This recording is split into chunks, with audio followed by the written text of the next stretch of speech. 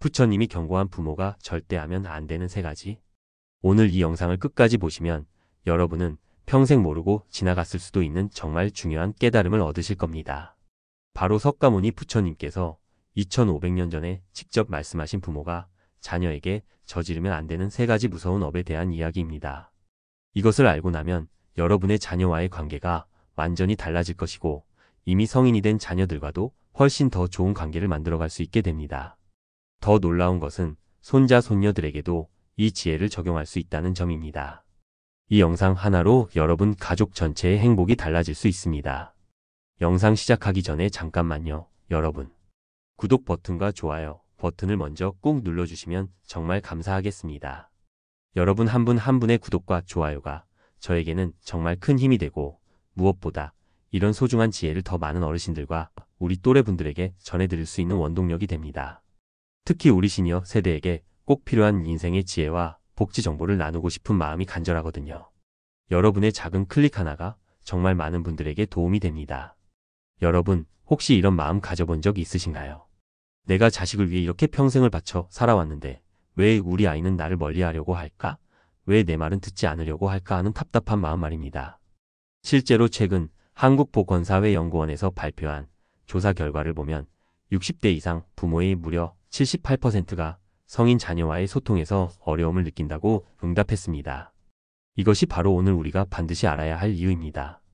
더 이상 이런 고민을 혼자서 안고 살아가실 필요가 없습니다. 석가모니 부처님께서 말씀하신 이 3가지 업은 단순히 종교적인 개념이 아닙니다.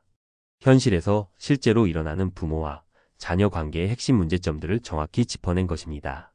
이것을 모르고 지나가면 평생 자녀와의 관계에서 어려움을 겪을 수밖에 없고 심지어는 우리 자녀의 인생 전체에 부정적인 영향을 미칠 수도 있습니다. 하지만 오늘 이것을 정확히 이해하시면 지금 당장부터라도 관계를 개선할 수 있습니다. 나이가 들었다고 늦은 것이 아닙니다. 오히려 지금이야말로 이런 지혜가 가장 필요한 때입니다. 첫 번째 무서운 업은 바로 자녀를 다른 아이와 끊임없이 비교하는 것입니다. 여러분, 솔직하게 말씀해 보세요. 우리 자녀를 다른 집 아이와 비교해 본 적 있으시죠? 59세 박순자 씨의 경우를 한번 보겠습니다. 박 씨는 30년 넘게 자신의 아들을 옆집 아이, 친척 아이들과 비교하며 키웠습니다. 옆집 민수는 서울대 갔는데 너는 왜 이 모양이냐? 사촌 형은 대기업 다니는데 너는 언제까지 이럴 거냐 하는 말들을 입에 달고 살았습니다. 그 결과 지금 37세가 된 아들은 어머니와 통화조차 제대로 하지 않습니다. 명절에도 얼굴 보기가 힘들 정도입니다. 박 씨는 이제야 그때의 비교가 얼마나 큰 상처를 주었는지 깨닫고 후회하고 있지만 이미 관계가 많이 멀어진 상태입니다. 여러분 이해하세요. 비교는 칭찬이 아닙니다. 비교는 우리 자녀의 존재 자체를 부정하는 것과 같습니다.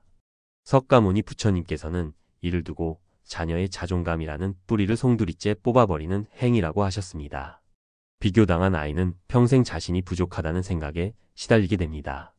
아무리 좋은 성과를 내도 항상 누군가와 비교당할까봐 두려워합니다. 심지어는 성인이 되어서도 자신의 능력을 제대로 발휘하지 못하게 됩니다. 이것이 바로 자녀의 운명을 막는 첫 번째 업입니다. 63세 최영호 씨는 작년에 이 사실을 깨달았습니다. 40년 넘게 두 아들을 서로 비교하며 키웠는데 형은 공부를 잘하는 동생과 비교당하며 자신감을 잃었고 동생은 사회성이 좋은 형과 비교당하며 위축되어 살았습니다.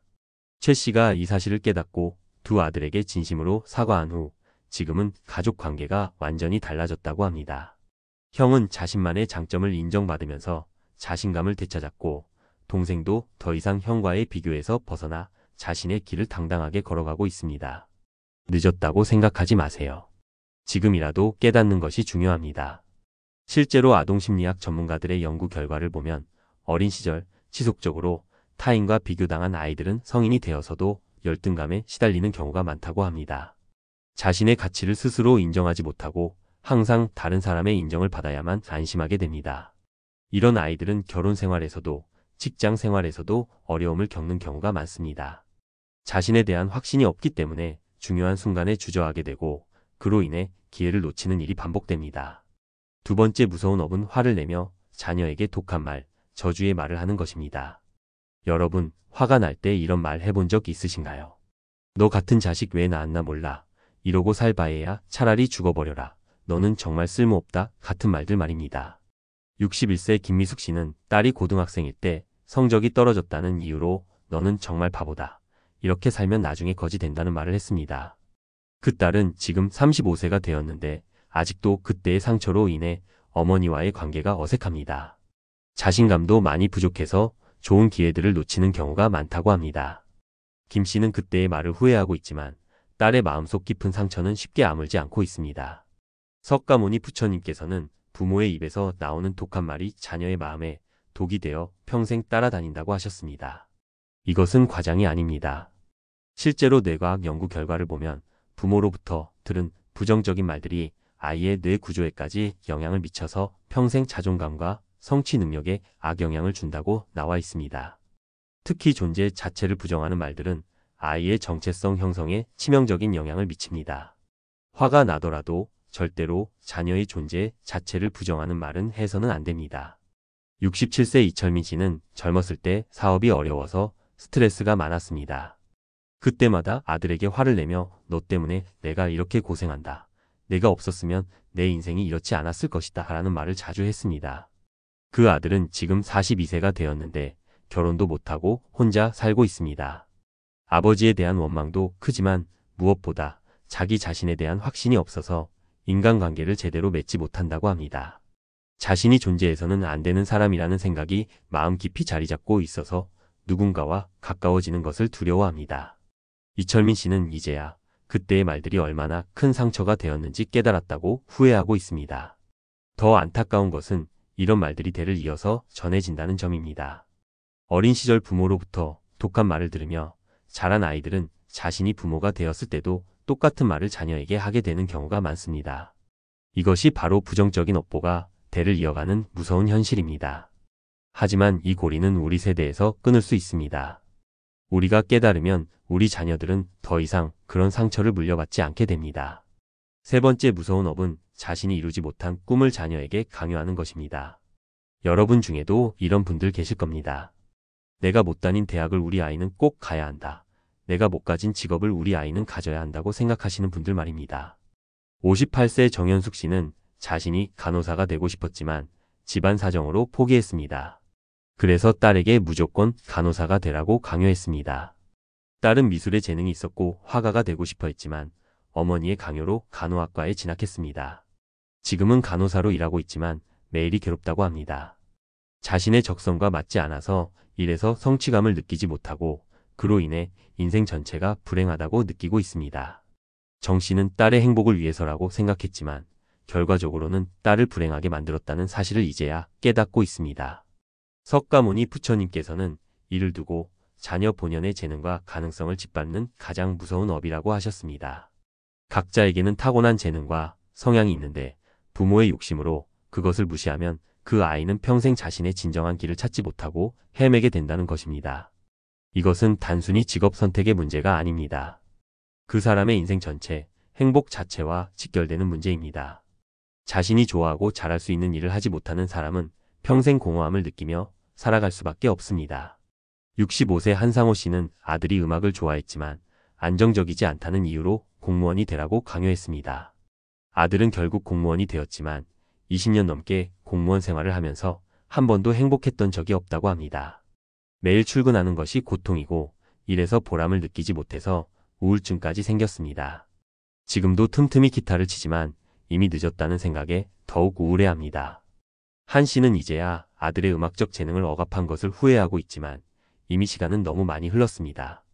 하지만 최근에 아들에게 진심으로 사과하고 지금이라도 음악을 다시 시작해보라고 격려했더니 아들이 조금씩 밝아지고 있다고 합니다. 여러분, 이 세 가지 업보가 왜 무서운지 아시겠습니까? 이것들은 모두 우리가 사랑한다는 이름으로 자녀를 위한다는 명목으로 저지르는 일들이기 때문입니다. 우리는 분명히 자녀를 사랑하고 자녀의 행복을 바라는데 정작 하는 행동들은 자녀를 불행하게 만드는 것들입니다. 이것이야말로 가장 무서운 업보가 아닐까요? 선의로 시작된 일이 결국은 가장 사랑하는 사람에게 상처를 주는 결과로 이어지는 것, 이보다 더 안타까운 일이 있을까요? 하지만 절망하지 마세요. 석가모니 부처님께서는 이 업보들을 끊을 수 있는 방법도 함께 말씀해 주셨습니다. 첫 번째, 자녀를 다른 아이와 비교하는 대신 그 아이만의 고유한 장점과 성장 과정에 집중하세요. 어제의 우리 아이와 오늘의 우리 아이를 비교하면 됩니다. 조금이라도 성장한 부분이 있다면 그것을 인정하고 격려해 주세요. 아이가 수학을 못한다면 다른 아이와 비교하지 말고 그 아이가 어제보다 문제를 하나라도 더 풀었다면 그것을 칭찬해 주세요. 64세의 오정자 씨는 이 방법을 실천한 후 손자와의 관계가 완전히 달라졌다고 합니다. 손자의 성적이 떨어져도 다른 아이와 비교하지 않고 대신 손자가 어려운 수학 문제 하나를 풀었을 때 그것을 크게 칭찬해 줬습니다. 그 결과 손자가 공부에 대한 자신감을 되찾았을 뿐만 아니라 할머니를 더욱 따르게 되었다고 합니다. 이제는 손자가 먼저 할머니에게 전화를 걸어서 학교에서 있었던 일들을 자세히 이야기해 준다고 합니다. 두 번째, 화가 나더라도 절대로 자녀의 존재 자체를 부정하는 말은 하지 마세요. 대신 구체적인 행동에 대해서만 이야기하세요. 너는 나쁜 아이다가 아니라 오늘 내가 한 이 행동은 좋지 않았다고 말하는 것입니다. 그리고 화가 날 때는 잠시 시간을 두고 마음을 가라앉힌 후에 대화하세요. 감정이 격해진 상태에서는 절대로 좋은 대화가 나올 수 없습니다. 60세 서미영 씨는 딸과 갈등이 있을 때마다 이 방법을 사용합니다. 화가 나면 일단 30분 정도 산책을 나가서 마음을 정리한 후 돌아와서 차분하게 대화를 시작합니다. 딸이 잘못한 행동이 있으면 그 행동에 대해서만 이야기하고 딸의 인격을 건드리는 말은 절대 하지 않습니다. 그 결과 예전에는 매일 싸우던 딸과의 관계가 많이 좋아졌다고 합니다. 이제는 딸이 먼저 어머니에게 고민을 털어놓을 정도로 관계가 개선되었습니다.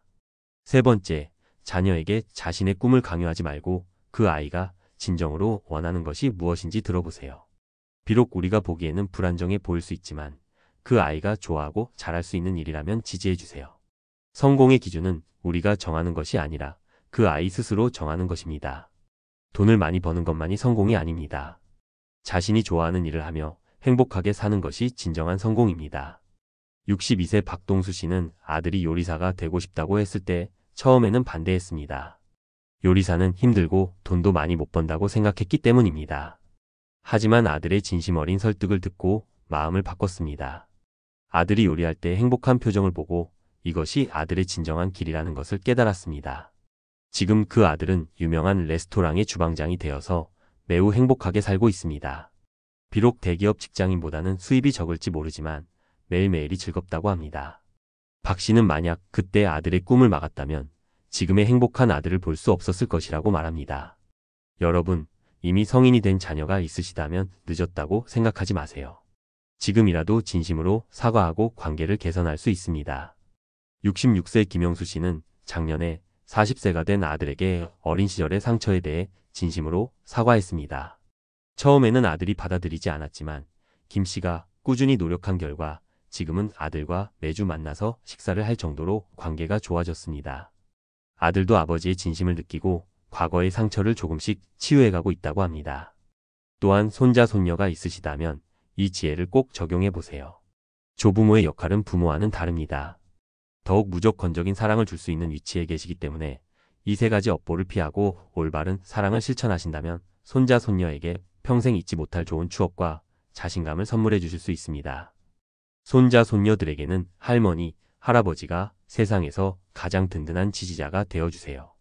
59세 이순희 씨는 손녀를 키우면서 이 원칙들을 철저히 지켰습니다. 손녀가 그림 그리기를 좋아하면 다른 아이들과 비교하지 않고 손녀만의 개성 있는 그림을 칭찬해줬습니다.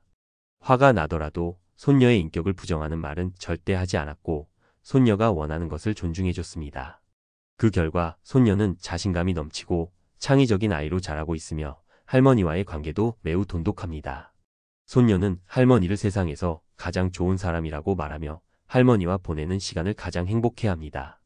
이 모든 것들이 어려워 보일 수 있지만 실제로는 그리 복잡하지 않습니다. 핵심은 진정한 사랑이 무엇인지를 아는 것입니다. 진정한 사랑은 상대방을 나의 기대대로 바꾸려고 하는 것이 아니라 그 사람이 본래 가지고 있는 좋은 점들을 발견하고 키워주는 것입니다. 우리 자녀들도 손자, 손녀들도 모두 각각 고유한 재능과 가능성을 가진 소중한 존재들입니다. 그들의 고유함을 인정하고 존중할 때 진정한 행복이 시작됩니다. 마지막으로 여러분께 당부드리고 싶은 것이 있습니다. 오늘 이 영상을 보신 후에 꼭 실천해 보세요. 지금 당장 자녀에게 연락해서 그동안 상처를 주었던 일들에 대해 사과해 보세요. 늦었다고 생각하지 마세요.